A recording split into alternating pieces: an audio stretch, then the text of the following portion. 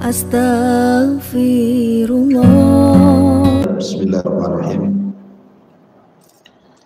Assalamualaikum warahmatullahi wabarakatuh.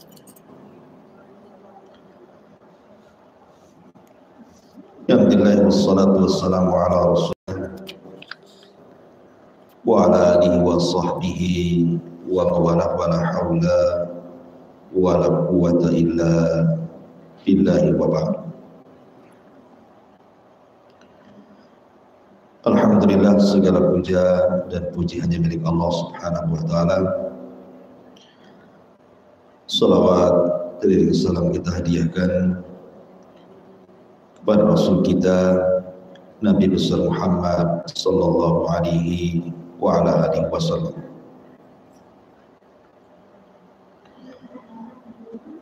Baik, kita lanjutkan kajian kita, masih membahas kitab dari Minhajul Muslim, dan kita masuk pada bab tentang adab di mana pasal pertama kita bicara tentang adab niat. Sering saya nasihat bahwa Islam itu adalah agama akhlak. Makanya Nabi SAW bersabda, "Innama bu'ithtu liutammima makarimal akhlak." Aku diutus untuk menyempurnakan akhlak manusia.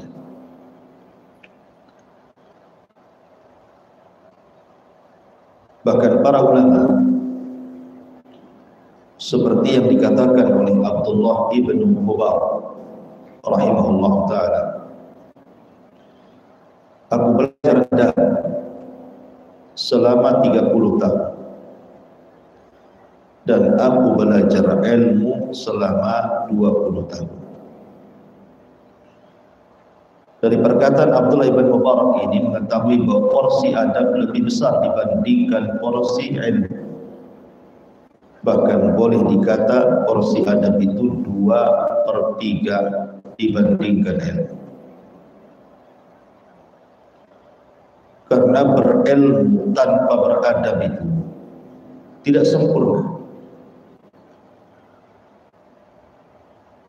Makanya kemudian banyak para ulama yang mereka hadir di majelis ilmu, mereka semata-mata hanya mencari adab gurunya. Karena memang adab itu sesuatu yang sangat penting dalam kehidupan kita.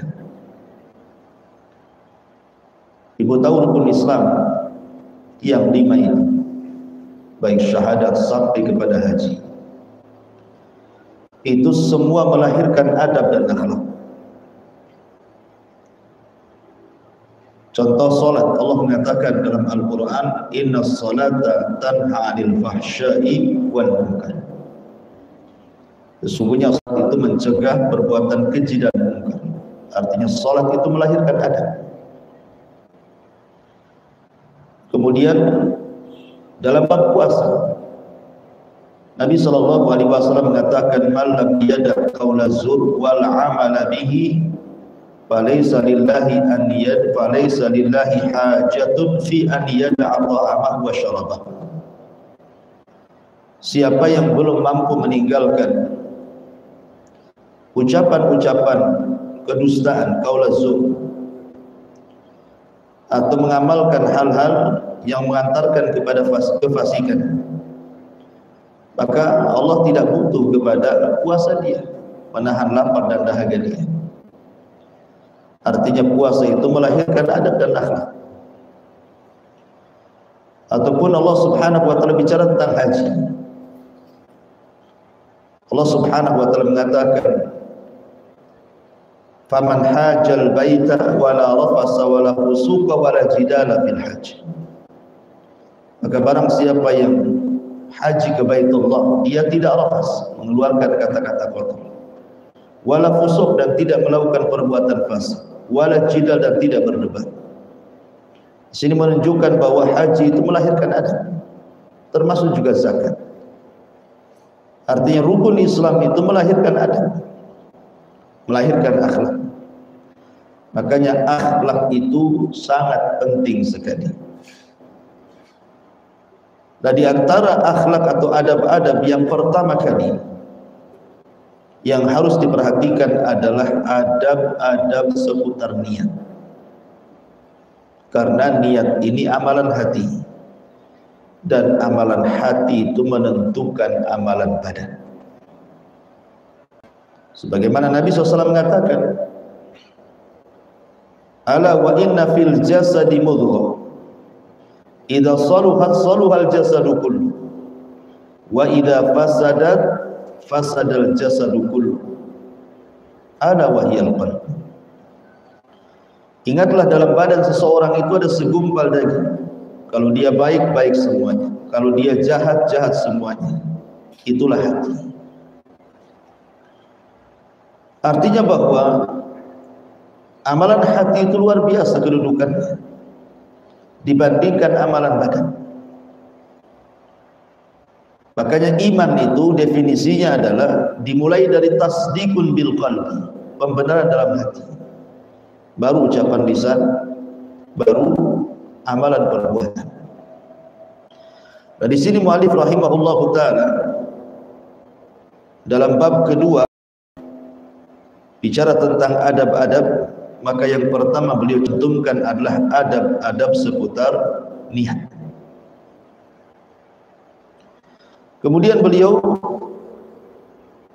menyebutkan beberapa dalil dari Al-Quran dan juga sunnah Nabi SAW tentang pentingnya sebuah niat, nilai dan kedudukan sebuah niat dalam ibadah. Pertama, firman Allah Subhanahu wa taala di sini, wa ma umiru illa liya'budullaha mukhlishina lahuddin. Padahal mereka tidak disuruh kecuali supaya menyembah Allah dengan betul-betul mengikhlaskan ketaatan kepada Allah dalam menjalankan agama yang lurus ini. Dan ayat senada, qul inni umirtu an a'budallaha mukhlishan lahuddin. Katakan, ya Muhammad, sesungguhnya aku diperintahkan supaya menyembah Allah dengan memurnikan ketaatan, maksudnya niat yang tulus kepada Allah dalam menjalankan agama ini. Dari dua ayat ini, kata para ulama bahwa syarat diterima sebuah amal, syarat diterima atau qabul amal di hadapan Allah Subhanahu wa taala, yang pertama adalah al-ikhlas. Harus diniatkan ikhlas karena Allah. Yang kedua baru bicara ittiba, pencontoh Nabi. Dan ini menunjukkan pentingnya niat dan adab-adab dalam niat, sampai menentukan sah dan tidaknya sebuah amalan, bahkan menentukan pahala dan tidaknya sebuah amalan. Dari sini Rasul mengatakan, innamal a'malu binniyat wa innamal likulli imri'in ma nawa. Sesungguhnya amal perbuatan itu tergantung pada niatnya, dan sesungguhnya setiap orang itu memperoleh pahala sesuai dengan apa yang diniatkan. Lihat di sini kalimatnya innamal a'malu binniyat, ini bicara tentang sah dan tidaknya niat. Kemudian kalimat kedua, wa innamal likulli imri'in ma nawa, menentukan berpahala dan tidaknya sebuah niat. Jadi niat itu adalah menentukan amalan di sisi Allah Subhanahu wa taala. Makanya kenapa niat itu penting? Karena bisa ibadah dianggap sah atau tidak karena niat, bahkan ibadah itu berpahala atau tidak pun ditentukan niatnya. Bahkan ada perkara kecil jadi besar karena niat, tapi ada perkara yang dianggap besar menjadi kecil pun karena niat. Contoh, Ada orang yang infak banyak, dihabiskan kekayaannya untuk bersedekah. Di mata manusia dia orang hebat karena banyak melakukan infak. Tapi rupanya infaknya itu bukan karena Allah, karena riya, karena sum'ah, karena ujub, karena takabur. Maka amalan yang dianggap besar oleh manusia, dia infak triliunan kepada tempat-tempat ibadah, masjid, madrasah, anak yatim dan begitu seterusnya. Ya, di mata manusia itu besar, tapi di mata Allah karena niatnya kecil, bahkan tidak berpahala. Tapi ada yang kemudian tidak punya ekonomi sama sekali, tapi dia ingin sedekah. Dia mungkin tidak punya uang banyak, hanya mungkin 1.000, 2.000 perak. Tetapi karena dia ingin membantu pembangunan masjid, madrasah, membantu anak yatim, dia sisihkan uang yang sedikit itu, sedikit demi sedikit dia infakkan. Maka yang kecil itu bernilai besar di hadapan Allah Subhanahu wa taala karena niatnya lillahi taala. Di zaman Nabi ada seorang sahabat namanya Ulbah ibn Zaid. Ulbah ibn Zaid. Ulbah ibn Zaid ini kategori sahabat miskin. Ketika dia melihat teman-temannya yang bisa bersedekah dengan harta dan juga badan dan jiwanya untuk Rasul di perang Tabuk, dia kepengen ikut perang, kepengen bersedekah dengan harta. Tapi apalah daya, harta tak punya, mau disedekahkan pakai apa? Badan pun tidak mendapatkan restu Nabi SAW untuk terlibat jihad, padahal dia sudah daftar jihad, karena tidak ada kendaraan yang mengantarkan ke Tabuk. Sedih, menangis. Di malam hari kemudian dia merenung sendirian di tengah malam. Dia mengatakan, ya Rabb, ya Rabb, dia berdoa, ya Rabb, aku tahu Rasulmu telah merintahkan untuk jihad dan Rasulmu telah merintahkan untuk infak. Aku ingin infak, tapi aku tidak punya harta. Aku ingin terlibat jihad, tapi aku tidak dibawanya. Maka malam ini aku infakkan untukmu dengan cara setiap orang yang menzalimi diriku, malam ini ku maafkan semuanya. Itulah infak. Akhirnya kemudian keesokan harinya Nabi SAW sebelum berangkat jihad ke Tabuk berkhutbah dan mengatakan, siapa yang semalam melakukan infak, sedekah, tidak ada yang berdiri karena tidak ada orang infak malam-malam.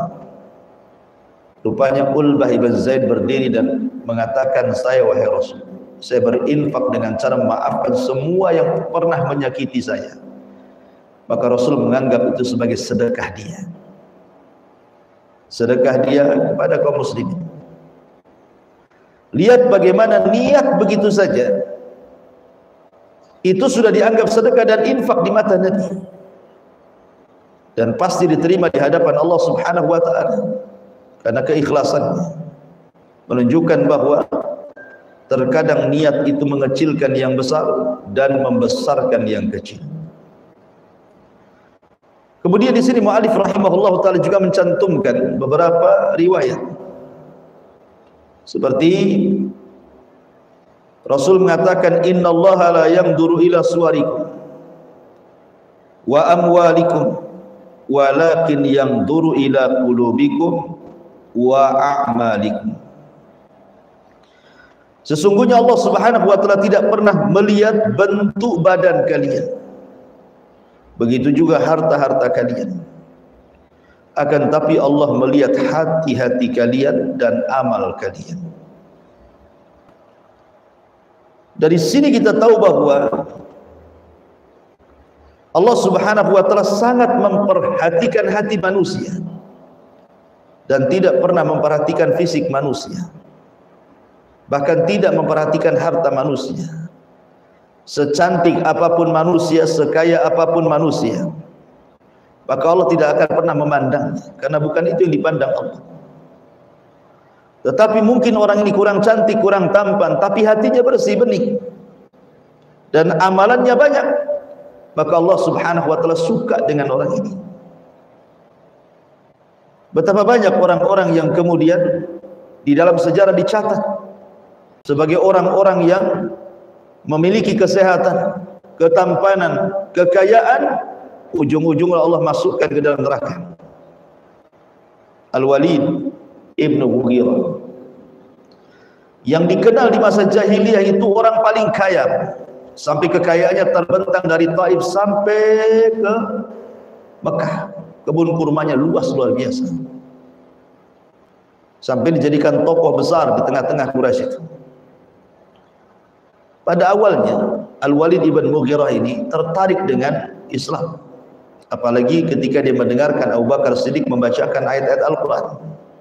Makin penasaran dia datang kepada Rasul dan mendengar langsung dari Nabi ayat-ayat Al-Quran. Hampir-hampir dia membela Rasul di hadapan orang-orang Quraisy dan mengatakan, demi Allah, apa yang diucapkan Muhammad itu bukanlah sebuah syair, karena aku pakarnya.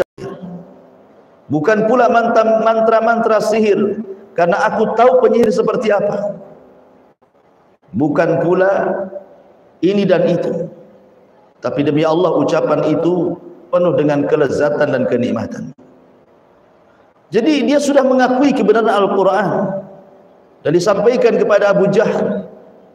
Tapi Abu Jahal takut kalau seandainya Al-Walid kemudian sampai terpengaruh dengan Rasul, kemudian masuk Islam, bisa saja dengan kekayaannya menyebar Islam di mana-mana.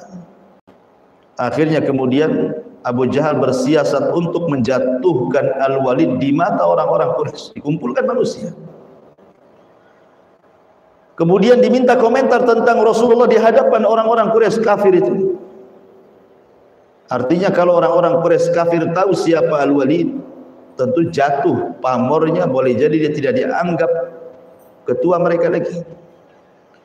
Akhirnya karena takut jabatannya hilang, tiba-tiba dia mengatakan terbalik dari apa yang sudah dia katakan kepada Abu Jahal. Dia mengatakan, in huwa illa sihrun yu'thar, in huwa illa qaulun bashar.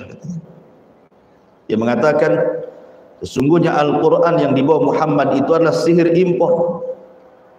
Bayangkan sihir impor, dia punya guru tapi bukan orang Arab, orang luar katanya. Yu'thar. Dan Quran yang dibawanya adalah tidak lain hanya perkataan manusia. Lihat bagaimana sekelas Al-Walid yang sudah mendapatkan kebenaran tetapi kemudian merubah niatnya.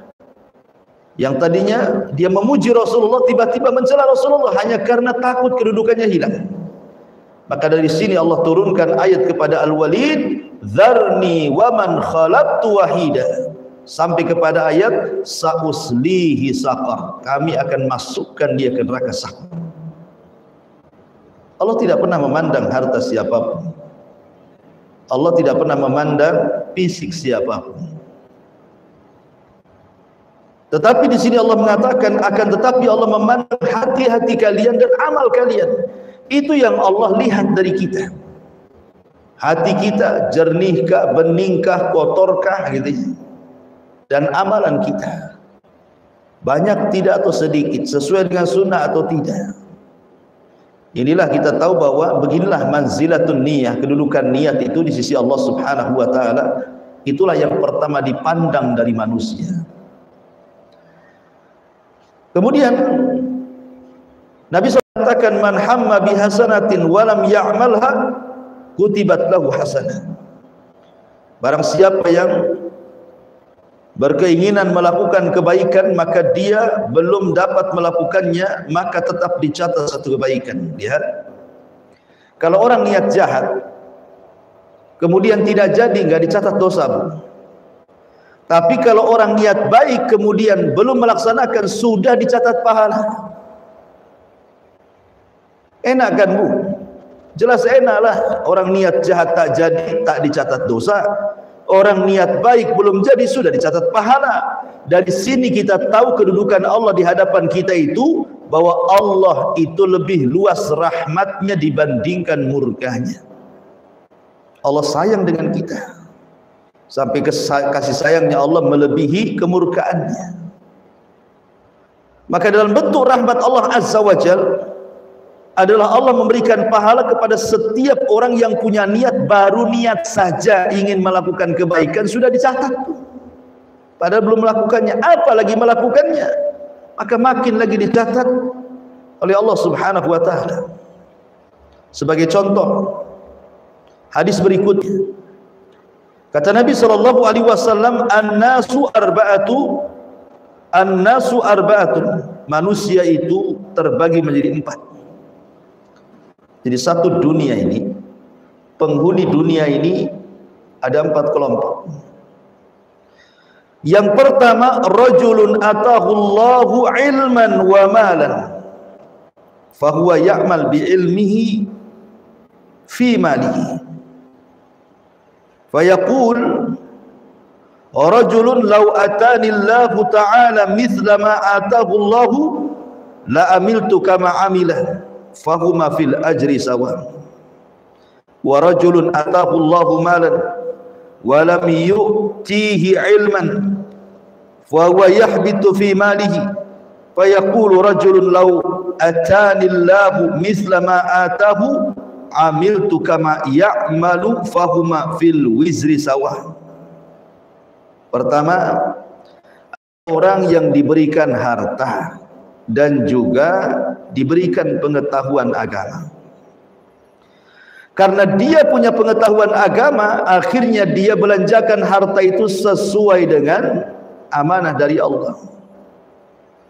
Maka orang ini adalah a'la al-manazil, setinggi-tingginya kedudukan di sisi Allah. Dan dia mengamalkan ilmunya dan menginfakkan hartanya. Tetapi ada kelompok yang kedua, Allah berikan ilmu tapi Allah tidak berikan kekayaan. Karena dia berilmu, dia tahu apa yang harus dia lakukan, maka dia pun memainkan amalan hatinya dan mengatakan, seandainya Allah berikan aku harta seperti si fulan, aku pun akan mengamalkan seperti amalan si fulan. Maka pahala orang nomor 2 dengan orang nomor 1 sama di hadapan Allah. Ya, semata-mata ghibtah, hanya ingin meniru tapi tidak bisa melakukan, secara pahala sama. Padahal orang yang nomor 2 ini tidak lelah-lelah mencari harta untuk disedekahkan, cukup diniatkan dalam hatinya ingin seperti orang kaya yang dermawan, sudah sama tuh pahalanya, karena enak.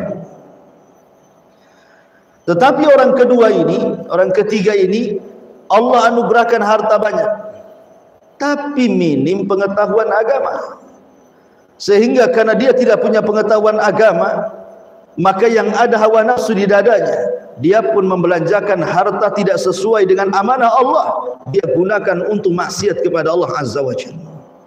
Maka ini orang yang paling buruk yang Allah siapkan tempat duduknya.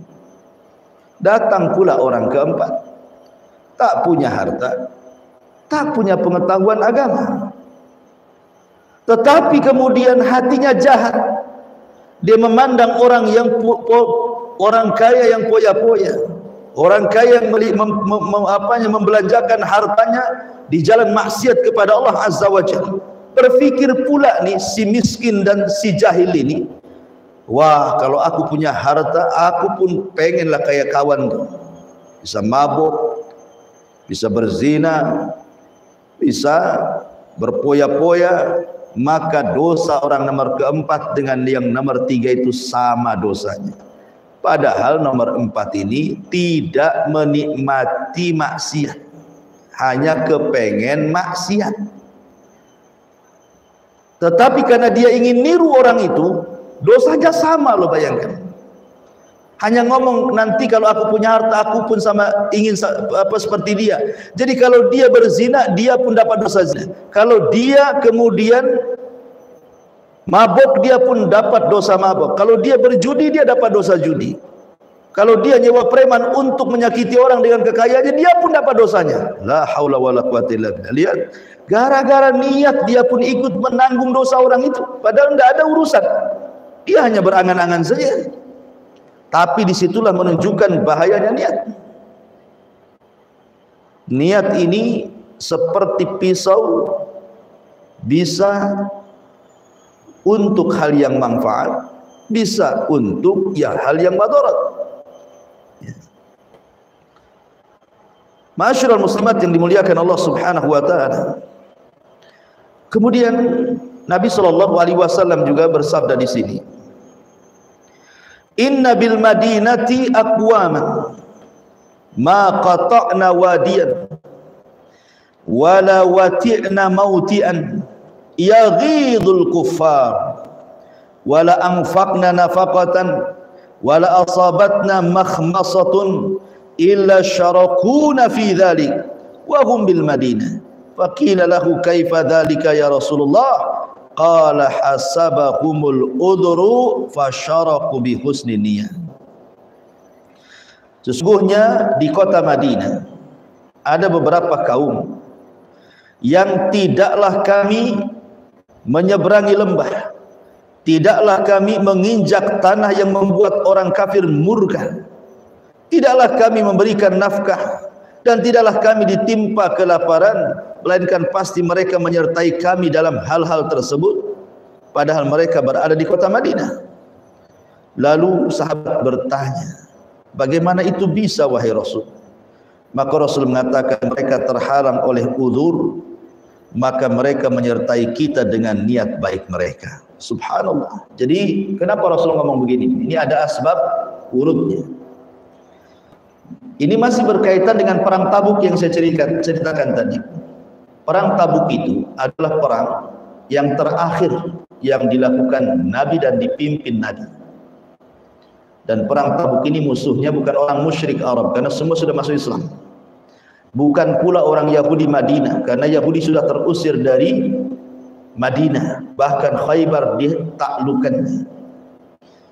Jadi Tabuk ini melawan siapa? Melawan orang-orang Romawi, orang Nasrani, dan itulah perang kedua melawan Romawi setelah Mu'tah, dipimpin langsung Nabi. Jadi karena lawannya ini tangguh, dan Romawi negara adidaya, negara kuat. Ya, pemimpinnya namanya Herakli atau Heraklus. Jadi Nabi Shallallahu Alaihi Wasallam ingin melibatkan banyak-banyak orang dalam jihad ini karena juga memang pasukan kuat dan persenjataan juga kokoh. Masalahnya banyak orang yang daftar jihad tapi ditolak.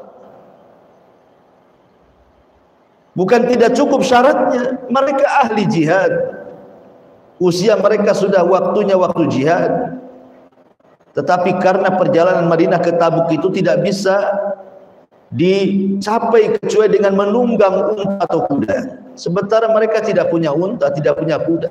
Dan Nabi SAW kemudian menyarankan satu unta itu untuk 18 orang gantian. Akhirnya kemudian banyak yang ditolak Nabi, banyak yang menangis para sahabat, tidak bisa berjihad, infak tak bisa, jihad tak bisa, tapi dalam hatinya pengen berjihad dengan Nabi. Lah maka ketika kemudian banyak orang-orang yang tertolak jihadnya oleh Nabi, bukan karena mereka tidak mau jihad, mereka mau berjihad, cuman tadi nggak ada kendaraannya yang ngangkut mereka. Di satu waktu mereka pun tidak punya harta yang disedekahkan, tidak seperti Utsman bin Affan menyerahkan 300 ekor unta dengan perbekalannya, Abu Bakar menyerahkan semua hartanya, Umar menyerahkan separuh hartanya, Abdurrahman bin Auf menyerahkan banyak hartanya.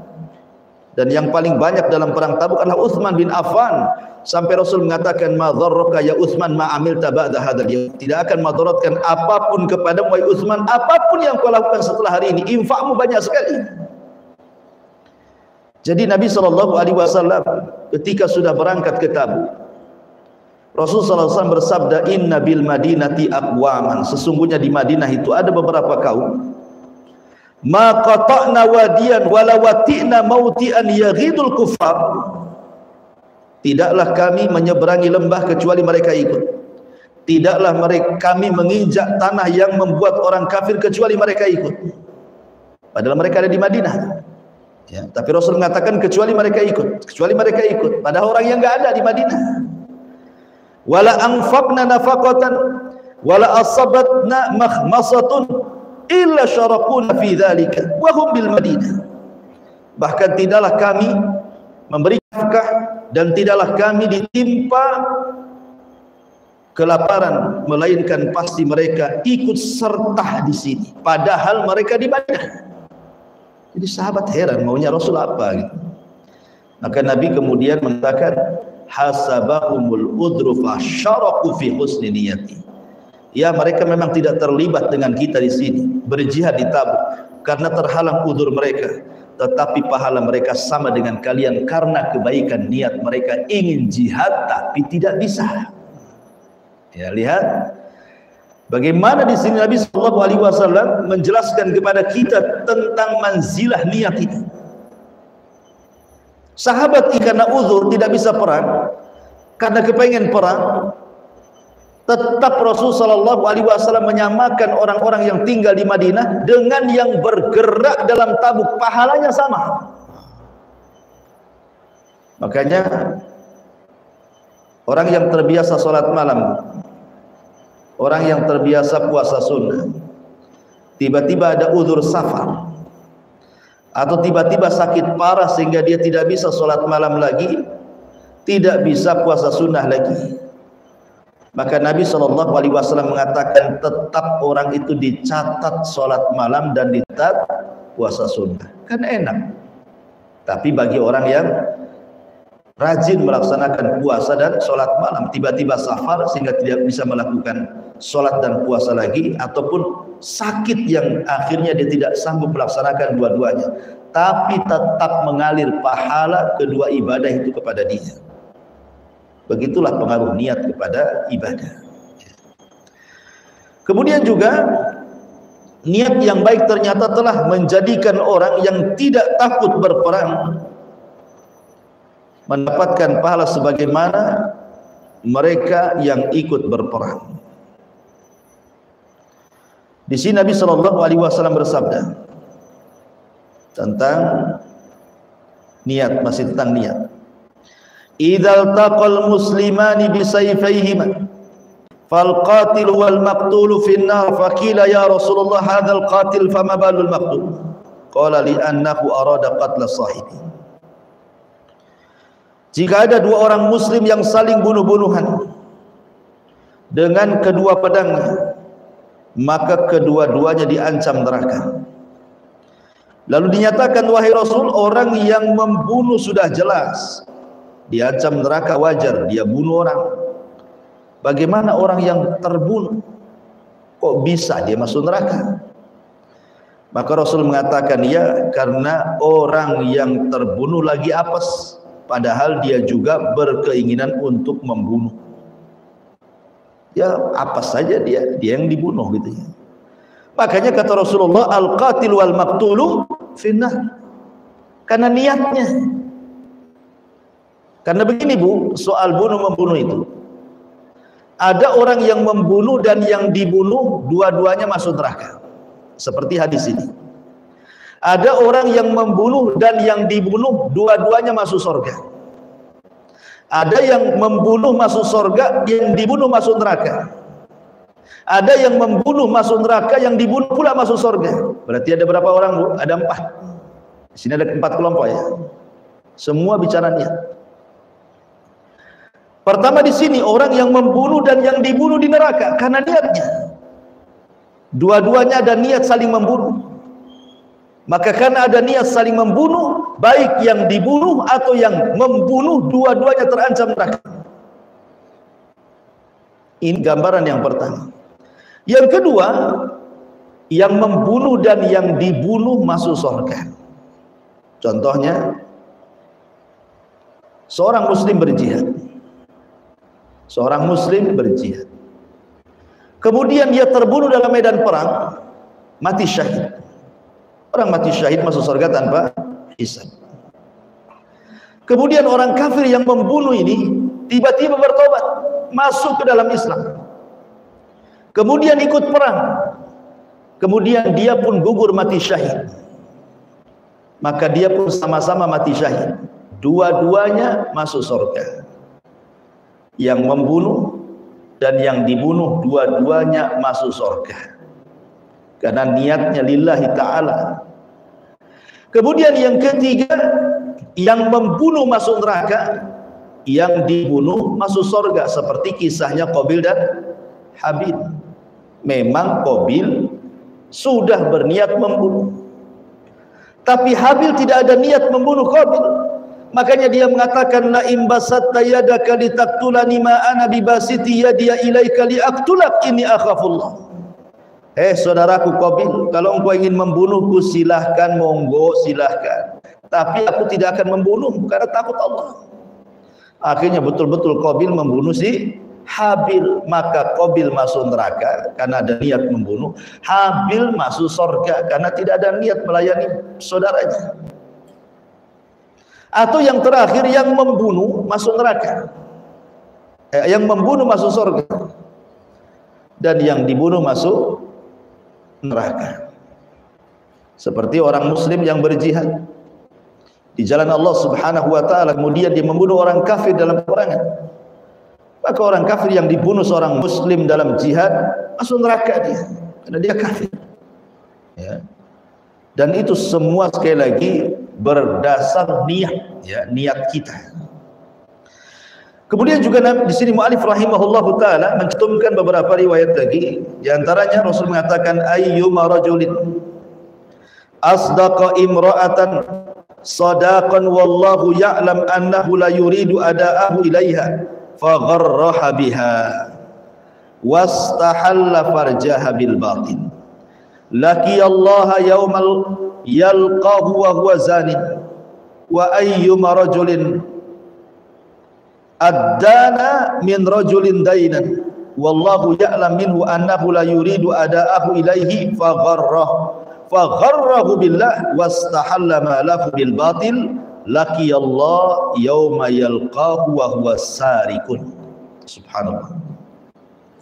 Barang siapa yang menjanjikan satu mahar terhadap seorang perempuan yang dinikahinya, dan Allah mengetahui bahwa ia berniat tidak akan melunasi maharnya terhadap wanita yang dinikahinya, lalu dia membujuknya dengan nama Allah sehingga mendapatkan kehormatan wanita tersebut dengan cara yang batil karena belum bayar mahar dan tidak ada niat membayar mahar, maka dia akan berjumpa dengan Allah pada hari dia berjumpa dan dia membawa pahala zina, dianggap berzina. Atau kata Nabi SAW, orang yang berhutang sesuatu dari saudaranya, Allah tahu dengan niatnya dia tidak mau membayar, dia sengaja ingin hutang sana hutang sini tapi tidak mau bayar, dia mau nipu orang, maka dia pun membujuk orang yang akan dihutanginya sampai akhirnya dia memberikan hutangannya, tetapi dia tidak ada niat membayarnya. Maka kalau dia meninggal karena dia sudah berlaku batil dengan harta orang, maka dia akan berjumpa dengan Allah pada hari kiamat dan dia dalam keadaan sebagai seorang pencuri, perampok. Ya, lihat niat. Semua ditentukan niat di sini. Baik orang yang pertama dalam urusan pernikahan ataupun dalam urusan hutang piutang, semua bicara niat. Maka dari keseluruhan dalil-dalil, mu'alif rahimahullahu ta'ala ingin mengajarkan kepada kita tentang adab niat, pentingnya niat itu dalam hati. Tetapi sekali lagi bahwa kita ini harus senantiasa menjaga niat. Makanya kalau kita melihat Imam Bukhari di dalam sahihnya, dia mencantumkan satu bab, judulnya bab bagaimana cara wahyu turun. Tetapi hadis yang pertama dicantumkan bukan bicara soal bab, tetapi hadis Umar bin Khattab, innamal a'malu binniyat. Kenapa antara judul dan hadisnya pula tak nyambung? Seolah-olah Imam Bukhari ketika mengarang kitab sahihnya kemudian meletakkan hadis innamal a'malu binniyat di bawah bab tentang bagaimana turunnya wahyu, para pensyarah hadis mengatakan seolah-olah Imam Bukhari ingin mengatakan, ya Rabb, sesungguhnya apa yang aku tulis dari Sahih Bukhari ini semata-mata karenamu. Maka diingatkan dengan hadis Umar bin Khattab, innamal a'malu binniyat. Sehingga banyak para ulama mengatakan bahwa kalau seandainya aku mengarang satu buku, maka setiap bab aku ingin mencantumkan hadis Umar bin Khattab, innamal a'malu binniyat. Makanya banyak para ulama ketika mengarang buku itu mencantumkan hadis yang pertama, innamal a'malu binniyat, seperti Imam Nawawi dalam kitab Arba'in Nawawi, hadis yang pertama yang dicantumkan dalam kitab Arba'in Nawawi apa, Bu? Innamal a'malu binniyat. Ya. Karena ulama ingin diingatkan soal niat, soal niat, soal niat. Ya. Makanya jangan sampai kemudian terlalaikan kita dari niat baik. Kemanapun, Bu, coba niatkan kebaikan. Walaupun perkara mubah, kalau niatnya baik jadi ibadah. Perkaranya mubah, niatnya baik jadi ibadah. Bahkan luar biasa, Nabi SAW pernah berbicara tentang seseorang yang menziarahi saudaranya. Jadi kata Nabi SAW, dahulu ada seseorang yang hendak berziarah kepada kawannya yang nun jauh di sana. Tapi betul-betul ziarahnya itu karena Allah. Akhirnya kemudian Allah Subhanahu wa taala kirim malaikat, Bu, untuk mengikuti orang ini. Di tengah jalan tiba-tiba malaikat ini mencegat dalam bentuk manusia, kemudian pura-pura tanya, aina turid, mau kemana hendak pergi tuan? Maka orang ini mengatakan, uridu akhan li fi hadhil qaryah, saya jauh-jauh dari negeri seberang ke tempat ini karena ada saudaraku di sini, ada kawanku di sini. Aku ingin berziarah kepada dia, aku kangen dengan dia. Kemudian malaikat ini mulai ngetes nih, ya. Halaka alaihi min nikmatin tarubbuha alaihi. Jangan-jangan kau datang ke sini hanya untuk menagih hutang, atau jangan-jangan kau ke sini karena ada kepentingan dunia, atau jangan-jangan kamu begini ada niat yang lain. Maka orang ini mengatakan, la, tidak, wallahi tidak. Saya datang murni ingin ziarah, ingin silaturahim, bukan karena urusan dunia. Dia mengatakan, la, ghairu anni ahbabtuhu fillah. Aku didatang ini betul-betul karena cinta karena Allah, tidak lain dan bukan. Ya. Ketika kemudian dia mengatakan di hadapan malaikat ini, aku tidak berniat apapun kecuali karena aku cinta karena Allah, sehingga aku ziarah ke tempat saudaraku ini. Maka malaikat itu mengatakan, fa inni rasulullah ilaika bi anna Allah qad ahabbaka kama ahbabtahu fihi. Aku ini malaikat yang diutus Allah, sebagaimana niatmu mencintai saudara datang karena kecintaanmu kepada dia, maka berbahagialah, Allah telah mencintai kamu sebagaimana engkau mencintai dia. Subhanallah. Ya. Dia pun dicintai Allah. Dan kalau sudah dicintai Allah, Bu, semua jadi, wala in sa'alani la u'tiyanna wala in ista'adzani la u'idanna. Kalau dia minta pasti ku kasih, kata Allah. Kalau dia minta perlindungan pasti ku lindungi. Itulah hamba-hamba yang dicintai Allah. Apapun keinginannya dikabulkan. Jadi lihat niatnya luar biasa kan. Orang ini kan mendapatkan kecintaan karena niat gitu. Makanya betul-betul ibu dari rumah nih melangkah ke sini ya untuk ngaji nih. Betul-betul niatnya karena Allah. Ah, saya malas lah ngaji di situ. Kenapa? Tak rame, tak banyak. Jadi ngajinya karena apa? Karena rame gitu ya kan. Tak perlu rame-rame lah ngaji. Yang penting kita datang ke sini lillahi ta'ala, itu sudah setiap langkahnya, Bu, dari mulai rumah sampai di sini itu semua pahala dinyatakan fisabilillah.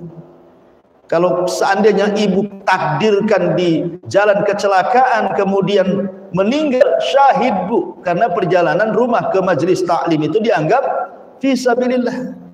Tapi jangan sengaja ditabrakkan ke orang, mati konyol namanya. Ya, ini bicara tentang takdir. Ya, kalau takdirnya di jalan Allah, ya Allah yang menghendaki gitu ya. Memang Allah berikan kematian saat dia thalabul ilmi, maka itulah kematian terbaik. Tentu karena niatnya, ya, bukan karena niat yang lain gitu ya. Setelah thalabul ilmi ada yang lain yang jauh lebih penting dibanding thalabul ilmi, bukan itu maksudnya. Jadi di sini Rasul ingin ajarkan kepada kita tentang niat. Bahkan ketika Nabi SAW sedang ngaji seperti ini, Bu, tiba-tiba ada orang yang datang, 3 orang ke majelis taklim. Yang satu ketika melihat ada kajian Nabi langsung masuk, langsung duduk paling depan di samping Nabi. Yang satu malu-malu duduk pula paling belakang. Yang satu malah berpaling tidak mau ngaji, pulang lagi gak jadi. Setelah selesai ngaji kata Nabi SAW, adapun orang yang pertama fa'awallah, maka Allah Subhanahu wa taala memberikan perlindungan karena dia hendak mendekat dengan Allah. Adapun orang yang kedua malu-malu sehingga duduk paling belakang, Allah pun malu sama dia. Adapun yang ketiga berpaling tidak mau hadir, maka Allah palingkan juga dia. Lihat, semua karena niat. Semua karena niat. Jadi niat ini menentukan pahala. Seberapa dahsyatnya pahala yang akan didapat itu ditentukan dengan niatnya. Wallahu a'lam bishawab. Ini diantara adab-adab niat, karena setelah ini mu'alif rahimahullahu ta'ala mulai akan bercerita tentang akhlak dan adab terhadap Allah, ya kan? Kemudian juga adab-adab terhadap Al-Quran, kemudian adab terhadap Rasulullah, dan ini kan terus cerita adab ya. Dan kedepannya akan banyak cerita adab dan akhlak, makanya mu'alif memulai dengan akhlak hati. Ya, kalau hatinya sudah benar, sudah lurus, berarti akhlak-akhlak yang lainnya akan mudah diluruskan. Wallahu a'lam bishawab. Ini yang bisa sampaikan. Baik, sebelum saya tutup, kalau ada yang bertanya silahkan. Ya.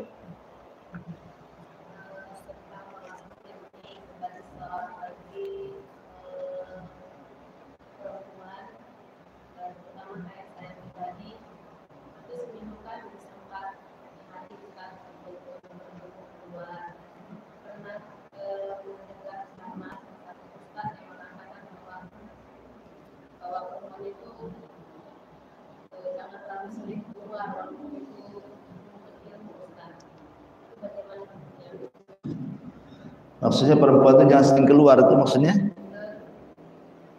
Contohnya saya sendiri Pak Ustaz, seminggu bisa 4 kali, berjemur 4 kali. Iya. Saya pernah mendengar ceramah salah satu Ustaz mengatakan bahwa perempuan itu jangan terlalu sering keluar rumah walaupun untuk ilmu gitu Ustaz. Iya. Iya, serang tuh Beka. Tentang wanita yang betul pada asalnya Nabi SAW mengatakan waqarna fi buyutikunna wa la tabarrujna tabarrujal jahiliyatin ula. Maka dapat seorang wanita itu tinggal di rumah dan jangan tabarruj seperti dandanan orang-orang jahiliyah yang pertama. Kalau seandainya dengan keluarnya seorang wanita dari rumah itu, tentu ini bicara tentang niat baik ya, hadir di majelis ilmu, bukan karena ngerumpi ke tetangga, datang ke kawan, ngobrol sana sini, bukan. Kita bicara tentang niat baik, hadir majelis taklim. Niat baik saja Bu, tidak cukup. Niat baik itu tidak cukup, tetapi harus benar. Maksudnya, kalau memang ibu punya suami, punya anak-anak, punya tanggung jawab yang lebih wajib dibandingkan thalabul ilmi, maka laksanakan dulu kewajibannya. Jangan sampai dengan thalabul ilmi jadi melalaikan kewajiban kepada suami, melalaikan kewajiban kepada anak-anak. Jadi tetap minta izin suami. Ya, kalau suami ada di rumah ya jangan, kalau bisa temani suaminya. Mungkin kalau dia kerja dan dekat pengajiannya juga tidak terlalu jauh, tidak masafah safar, tidak perlu pakai mahram, dan aman di jalan, tidak membuat fitnah, ya apa salahnya hadir daripada bengang-bengong di rumah kan itu. Kalau tidak, apalagi kecuali kalau jauh pengajiannya tidak perlu. Apalagi sekarang sudah ada media sosial ya. Tapi kalau seandainya kemudian ibu ingin datang ke pengajian, tidak ada yang melarang. Siapa yang melarang datang ke pengajian? Sholat saja tidak boleh dilarang wanita datang ke masjid. Sampai suatu ketika Bilal itu anak daripada Ibnu Umar, namanya Bilal, bukan Bilal bin Rabah, bukan. Ada namanya anaknya Ibnu Umar, namanya Bilal. Bilal ini cemburu dengan istrinya kalau dia keluar ke masjid. Dia larang, sumpah-sumpah, wallahi saya tidak izinkan istri saya ke masjid. Jadi Ibnu Umar ini suatu ketika bertandang ke rumah anaknya silaturahim. Madulah istrinya Bilal kepada Ibnu Umar bahwa suaminya melarang, tidak boleh ke masjid.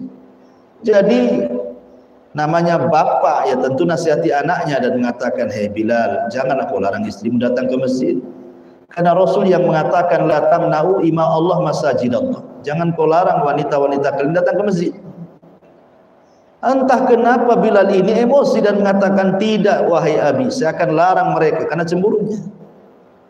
Maka Ibnu Umar marah semarah-marahnya dan mengatakan, ya Bilal, abimu ini menasihati.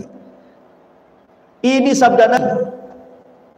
Rasul yang mengatakan jangan larang istri-istrimu ke masjid, kau pula melarangnya. Kalau begitu jangan bicara dengan aku selamanya, karena engkau sudah menentang perkataan Nabi. Akhirnya Ibnu Umar tidak pernah bicara sama anaknya lama, ya, gara-gara kasus ini. Dari sini bagaimana sikapnya para sahabat. Kalau saja wanita datang ke masjid dibolehkan dengan syarat-syarat kan. Salat kan jelas kewajiban, ya. Maka mungkin thalabul ilmi pun dibolehkan dengan syarat-syarat tadi. Izin sama suami yang punya suami, tidak melalaikan kebutuhan dan pendidikan anak-anaknya. Kalau semua kewajiban sudah terpenuhi, ibu juga sendirian untuk di rumah, saya kira tidak ada masalah hadir majelis taklim. Asal tadi menjaga habis dari ngaji, ngaji nggak lama, paling 1 jam, 1 jam setengah, langsung balik. Ini habis ngaji malah keluyuran kemana-mana. Ngajinya pagi, pulangnya sore lah, kemana ceritanya? Ya tetap harus menjaga. Insya Allah kalau memang ibu lebih baik lagi, kan suami melihat tuh. Dengan ibu hadir di majelis taklim, rupanya kalau setiap habis ngaji kau akhlak ibu makin bagus, ya kan?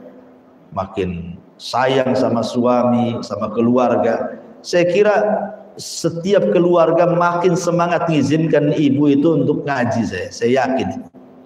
Tapi kalau habis ngaji kok biasa-biasa saja. Yang lebih parah lagi habis ngaji pula makin jahat. Ini ngaji apa ini? Ya siapa ustadznya? Nanti Abu Mero pula yang kena. Oh patutlah sama Abu Mero. Padahal kita tidak mengajarkan itu. Ya. Jadinya ya saya kira pandai-pandai ibu lah, ya kan? Di rumah seperti apa. Adapun tentang masalah wanita tinggal di rumah, ya betul. Kita tidak mengingkari tentang wanita harus bantu, gitu ya. Tetapi wanita juga boleh belajar. Di zaman Rasul juga para wanita sahabiyah juga belajar gitu. Bahkan ada wanita-wanita menjadi mufti. Aisyah radhiyallahu anha mengajar banyak orang-orang yang belajar kepada Aisyah radhiyallahu anha. Bahkan dia wanita yang banyak meriwayatkan hadis Nabi sallallahu alaihi wasallam. Wallahu a'lam. Kemudian yang pertanyaan tertulis, Assalamualaikum Ustaz. Waalaikumsalam warahmatullahi wabarakatuh. Bolehkah kita merubah niat atas sebuah amal yang sudah selesai kita lakukan? Misalnya saat memberikan infak awalnya karena riya, setelah mempelajari adab-adab niat dia merubah niatnya atas infak yang sudah lalu. Ya saya jawab dulu. Begini ya, ketika para ulama membahas soal sholat, ulama membuat 3 gambaran. Pertama, ketika sholat dia niat karena Allah. Di tengah sholat kemudian riya. Di akhir sholat dia perbaiki niatnya ikhlas lagi karena Allah. Yang kedua, pertama masuk sholat sudah riya, di tengah-tengah dia ikhlas sampai terakhir. Kemudian yang ketiga, pertama dia sholat lillahi ta'ala karena Allah, di tengah sholat riya dan tidak ikhlas lagi sampai akhir. Ini hukumnya berbeda tiga-tiganya. Adapun hukum yang pertama, sholatnya ikhlas karena Allah, di tengah-tengah riya, di akhir sadar, akhirnya dikembalikan ke ikhlas, maka tidak memadaratkan riyanya, tetap diterima sholatnya. Yang kedua, dari awal dia sudah riya, kemudian di tengah-tengah dia baru sadar itu dosa, akhirnya dia ikhlas, diterima ibadahnya? Tidak, karena innamal a'malu binniyat, amal itu ditentukan niat awalnya seperti apa. Kemudian yang ketiga, lillahi ta'ala, di tengah jalan riya, enggak mau dikembalikan pula ke ikhlas, maka percuma juga ibadahnya. Maka gambaran infak pun sama seperti itu. Ya, setelah tahu gitu ya, apakah kemudian dia diterima infaknya, merubah niatnya bagus, berpahala. Tetapi apa infaknya berpahala? Wallahu a'lam.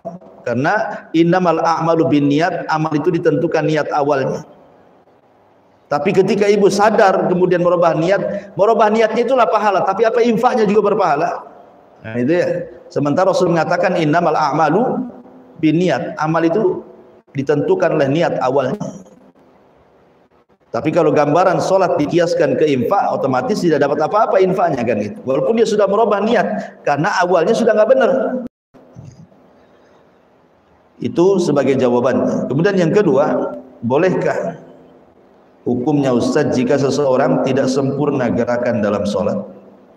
Seperti yang Rasul contohkan, keterbatasan kesehatan misalnya, suka mudah kesemutan, jadi tidak sempurna duduk tahiyat akhirnya. Fattaqullaha mastata'tum, bertakwalah semampu kita. Dalam ibadah itu kan semampu kita. Ya, niat baik kita ingin mencontoh Rasul secara sempurna itu juga pahala, sudah jadi pahala besar itu. Tapi karena kemampuan apalah daya, mungkin kesehatan kurang, akhirnya tadi tidak bisa tumaknina, duduk-duduk lama, berdiri lama untuk baca Quran yang lama. Selain daripada fisik pun hafalan memang tak punya gitu. Jadi yang penting ibu sudah berusaha yang terbaik, itu saja, maka itu akan diberikan pahala. Karena dalam sholat itu setiap gerakan dan juga bacaan itu bernilai pahala di hadapan Allah Azza wa Jalla. Jadi jangan mengejar target rakaat dalam sholat itu, apalagi ibu sholat sendirian. Ya, yang dikejar itu target pahala, bukan target rakaat. Sebab kalau target rakaat cepat-cepat, yang penting cepat hilang beban, itu bukan cari pahala, ya, itu cari cepat-cepatan namanya. Jadi tidak ada masalah kalau ada uzur, karena dalam ketakwaan itu ya kembali ke Al-Quran, fattaqullaha mastata'tum, bertakwalah semampu kalian. Kemudian juga bagaimana sebaiknya sikap kita terhadap ibu yang sudah tua, hanya ingin tinggal di rumahnya sendiri, tidak mau tinggal bersama salah satu anaknya, dengan alasan ingin merasa tenang sendirian di rumahnya, sedangkan niat ditemani sama anak laki-lakinya saja beliau tidak mau. Bagaimana sikap yang terbaik anak-anak mereka? Anak ibu itu ada 4 orang, 1 laki-laki dan 3 orang perempuan. Begini Bu ya, terkadang ada sebagian orang tua yang mungkin hidupnya sudah terbiasa di desa, anak-anaknya sudah tinggal di kota. Sebagian anak-anaknya sudah berhasil, sudah mapan. Dia ingin berbuat baik sama orang tuanya. Tapi terkadang dia sudah minta orang tuanya hijrah dari kampungnya, mau dibawa oleh salah satu anaknya. Terkadang orang tua itu tidak mau. Ada apa, Bu? Ibu harus tahu histori sejarah. Terkadang orang tua itu sudah tinggal di rumah lamanya, walaupun mungkin di tempat yang jelek, yang reot, yang tidak layak, tetapi ada histori sejarah di situ. Bagaimana sejarah dia dengan suaminya, Bagaimana sejarah dia mendidik anak-anaknya sedari kecil di rumah yang real sampai kemudian sukses dan menjadi manusia di hadapan orang, di hadapan manusia lainnya. Sehingga terkadang berat dia meninggalkan rumahnya itu. Ada histori sejarah. Terkadang ada orang-orang tua yang seperti itu, dia tidak mau dihidup senangkan anaknya, padahal anaknya semua baik. Ya. Tapi ini juga ujian bagi anak-anaknya. Bagaimana caranya kemudian membujuk orang tuanya supaya mau ikut anak-anaknya, supaya lebih lagi bisa diperhatikan kesehatannya, ya, makanannya, minumannya, pakaiannya, tempat tidurnya, kan niat anak soleh kan seperti itu, Bu ya. Tapi kalaupun seandainya memang orang tua itu tidak mau dan dia ingin sendirian, maka kembali kepada rembukan anak-anaknya. Ya sudahlah, tidak apa-apa. Kalau memang ibu ingin sendirian di rumah itu, tinggal diperbaiki rumahnya, patungan, mungkin ya bayar pembantu, suruh tinggal di rumah ibunya, biarkan pembantu itu yang ngurus ibunya. Karena itu kemampuan ibunya. Harus lihat histori sejarah juga kan itu. Tidak bisa kita paksa-paksa orang tua. Makanya dahulu ada satu kisah. Kisah ini ma'ruf di Saudi Arabia. Sampai masuk pada koran nasional. Jadi ada orang yang merawat orang tuanya, seorang laki-laki merawat orang tuanya. Sampai sayangnya dengan ibunya, Bu, laki-laki ini dia tidak mau kawin. Karena dia takut dia kalau menikah, kemudian dia sibuk dengan istrinya, kemudian punya anak lagi, dia tidak bisa merawat orang tuanya secara maksimal. Akhirnya diputuskan dia tidak menikah. Sampai tua, Bu. Sampai usianya sudah 60 tahun, tetap dia berbakti kepada ibunya. Dan ibunya pun sudah lebih tua lagi tentunya kan. Anaknya saja yang laki-laki sudah dari bujang sampai umur 60 tahun, dia rawat ibunya dengan begitu sayangnya. Dan dia memutuskan untuk tidak menikah. Tentu orang tuanya lebih tua lagi dibandingkan anaknya. Lah kebetulan ibu ini tidak memiliki satu anak, tapi anak. Adik daripada orang ini dan tinggal di kota lain.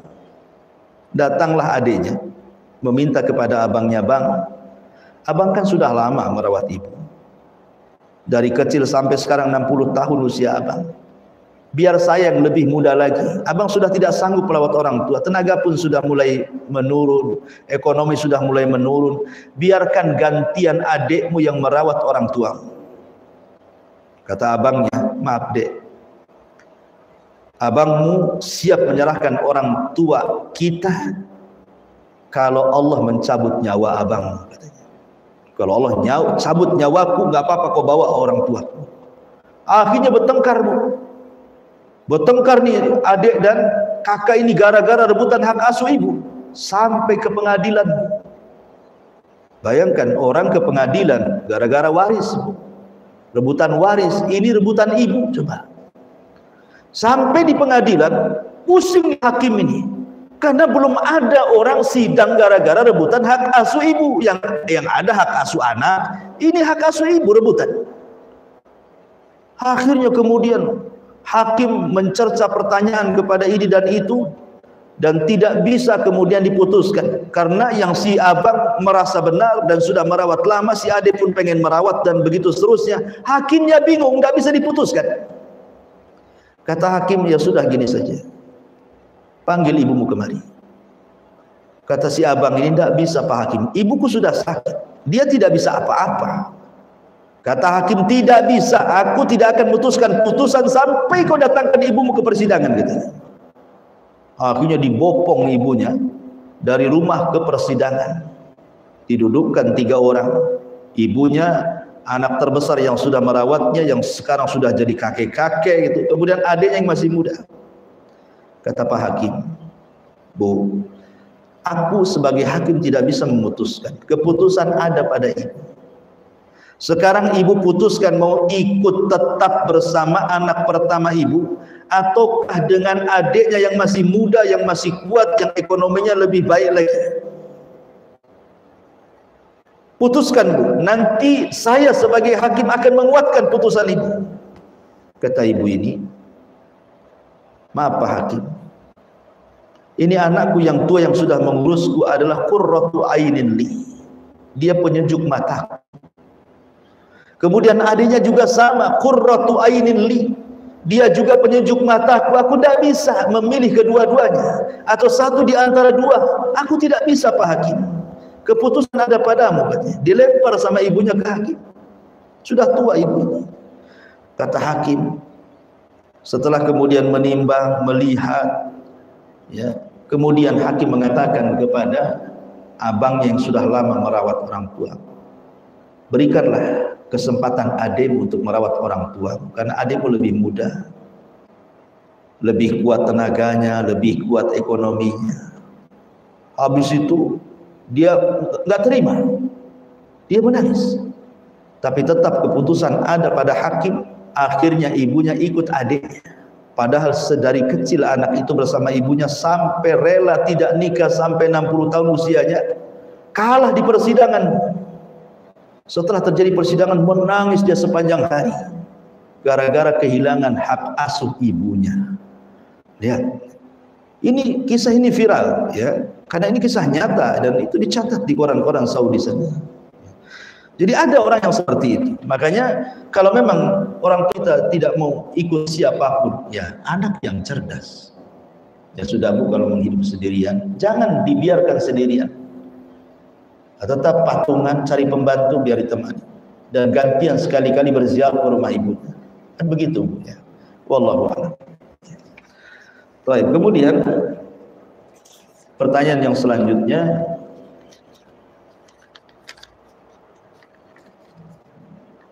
bismillah Ustaz, mantan suami ana pernah bilang tidak mau bayar mahar yang terhutang. Jadi hukumnya bagi saya apa Ustaz? Karena tadi ana dengar terhitung zina. Bagaimana hukumnya pernikahan ana pada saat itu? Apakah ana terhitung zina juga? Tidak, Bu. Ya, tidak, Bu, ya. Jadi mahar syarat pernikahan itu, syarat pernikahan itu masuk mahar. Yang penting ada wali, ada saksi, ada mempelai, gitu kan. Maka sudah sah. Adapun mahar ini sebagai penghalalan dari seorang istri, seorang suami bolehnya menggauli istrinya. Jadi yang berdosa itu pihak suami, bukan ibu, bukan pihak wanita.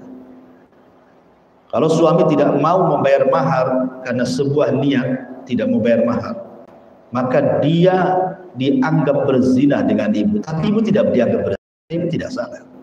Suaminya, itulah zahir hadis ini. Ya, wallahu a'lam. Kemudian